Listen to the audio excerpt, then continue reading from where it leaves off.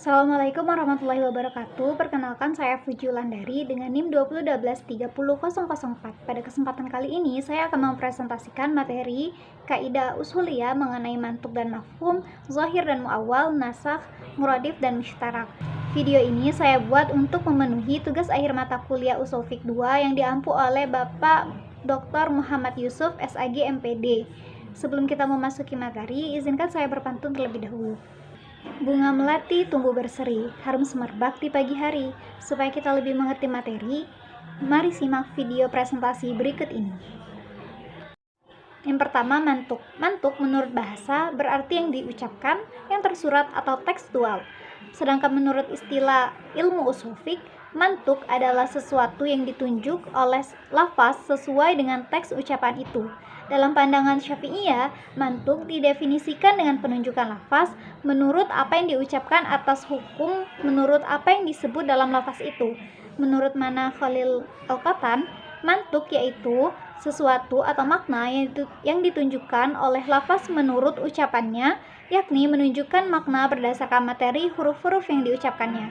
Berdasarkan berbagai pengertian tersebut, dapat disimpulkan bahwa jika suatu hukum dapat dipahami dari apa yang secara jelas diucapkan atau tersurat dalam lafaz, maka cara pemahaman itu disebut sebagai pemahaman mantuk. Selanjutnya mafhum. Mafhum artinya yang difaham dan yang tersirat. Menurut istilah ushul fiqh, mafhum adalah sesuatu yang ditunjuk oleh lafaz di luar teks ucapan itu. Menurut pandangan ulama Syafi'iyah, mafhum merupakan penunjukan lafal yang tidak dibicarakan atas berlakunya hukum yang disebutkan atau tidak berlakunya hukum yang disebutkan. Jadi, kesimpulan dari pengertian mafhum adalah makna yang dipahami dari suatu lafaz bukan berdasarkan apa yang diucapkan secara langsung, melainkan dari makna yang tersirat di dalamnya, yaitu melalui pemahaman terhadap maksud di balik ucapan tersebut. Contoh mantuk dan mafhum. Sebagaimana contoh firman Allah dalam Quran surah Al-Isra ayat 23 yang berbunyi Bismillahirrahmanirrahim fala taqul lahuma uffin, yang artinya janganlah kamu berkata terhadap kedua ibu dan bapak. Nah, dalam ayat tersebut dijelaskan bahwa tidak boleh mengucapkan dalam ayat tersebut dinamakan mantuk, yakni sesuai dengan lafaz ayat atau teks ayat. Adapun tentang tidak bolehnya memukul ibu dan bapak adalah hasil pemahaman dari larangan mengucapkan di ayat tersebut, yang demikian dinamakan mafhum. Selanjutnya, macam-macam mantuk dan mafhum. Yang pertama ada macam-macam mantuk, yaitu ada anas yang artinya jelas atau tegas. Maksudnya adalah lafaz yang tidak memungkinkan untuk ditakwil. Lalu ada al-zahir yang artinya yang tampak atau yang nyata. Maksudnya adalah lafaz yang masih memungkinkan untuk ditakwil. Selanjutnya ada macam-macam mafhum, yaitu yang pertama mafhum muwafaqah, adalah hukum yang tidak disebutkan dalam lafaz itu cocok atau sesuai dengan yang disebutkan dalam lafaz. Yang kedua ada mafhum mukhalafah, adalah hukum yang tidak disebutkan atau yang difaham dari lafaz nas berlawanan dengan hukum yang disebutkan lafaz nas, baik dalam istisbat maupun nafinya. Selanjutnya zahir. Zahir adalah lafaz yang maknanya langsung dipahami dari susunan katanya tanpa memerlukan penjelasan tambahan, namun masih memungkinkan adanya penakwilan. Contohnya dalam Quran surah Al-Baqarah ayat 275 yang artinya Allah menghalalkan jual beli dan mengharamkan riba. Ayat ini makna zahirnya adalah menghalalkan jual beli dan mengharamkan riba, karena makna itu langsung dapat dipahami dari kata ahalla yang artinya menghalalkan dan harama yang artinya mengharamkan tanpa membutuhkan alasan. Nah, sementara hal tersebut bukan maksud dari susunan ayat. Selanjutnya muawwal. Secara bahasa, al-muawwal adalah yang dirujuk dari kata awala yu'awilu yang mempunyai arti at-tafsir, al-marja, al-masir. Dari segi bahasa, at-tafsir mempunyai arti penjelasan atau uraian. Al-marja berarti kembali atau tempat kembali. Menurut istilah al-muawwal yang dikemukakan oleh Imam Al-Ghazali adalah sesungguhnya takwil itu merupakan ungkapan tentang pengambilan makna dari lafaz yang bersifat probabilitas yang didukung oleh dalil dan menjadikan arti yang lebih kuat dari makna yang ditunjukkan oleh lafaz zahir.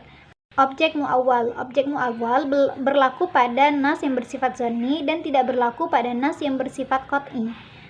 Dan juga dalil penunjang muawwal, penakwilan harus memiliki dasar yang lebih kuat dibandingkan makna zahir sehingga hasil penafsiran dapat diterima menurut syariat. Selanjutnya nasakh. Secara etimologis, kata nasakh itu artinya menghilangkan atau menghapus, sebagaimana ungkapan matahari telah menghapus bayangan. Nah, maksudnya adalah ia menghapus dan menghilangkan bayangan dengan bentangan sinarnya yang luas. Menurut pendapat lain, arti nasakh ialah pindah, seperti ungkapan saya memindahkan nasakh atau isi buku ini. Maksud dari kalimat tersebut ialah saya menyalin isi yang ada di dalam kitab ke tempat yang lain. Adapun definisi nasakh secara terminologis ialah menghapus suatu hukum syariat dengan dalil terbaru.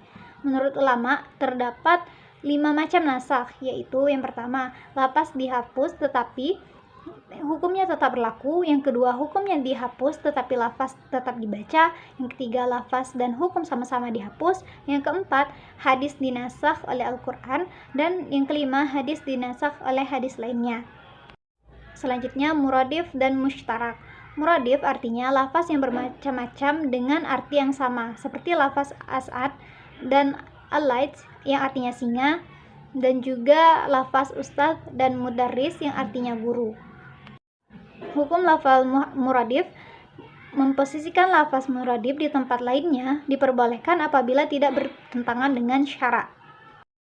Selanjutnya, mushtarak. Mushtarak adalah setiap lafal yang mempunyai arti yang berbeda-beda. Pengertian lain yang semakna dengan pengertian tersebut adalah satu lafal yang menunjukkan dua arti atau lebih. Seperti kata zahaba, artinya bisa pergi atau hilang. Namun, apabila arti sebenarnya hanya satu, maka yang lainnya artinya majas. Tidak dikatakan mushtarak. Seperti kata mata. Kata mata bisa mengandung beberapa makna, bisa mata hati, mata air, atau mata kaki. Selanjutnya, kaidah yang berhubungan dengan muradif dan mushtarak. Yang pertama, mendudukan dua muradif pada tempat yang lain. Itu diperbolehkan apabila tidak ada ketetapan syarak. Lalu yang kedua, penggunaan mushtarak menurut makna yang dikehendaki ataupun untuk beberapa maknanya diperbolehkan. Kesimpulan dari materi presentasi kita kali ini adalah mantuk merupakan makna yang ditunjukkan lafaz sesuai dengan teks yang diucapkan, sementara mafhum adalah makna yang dipahami di luar teks ucapan. Lalu ada az-zahir. Az-zahir adalah lafaz yang maknanya langsung dipahami dari susunan kata tanpa memerlukan faktor luar, sehingga wajib diamalkan sesuai makna zahirnya, selama tidak ada dalil yang memalingkannya kepada makna lain.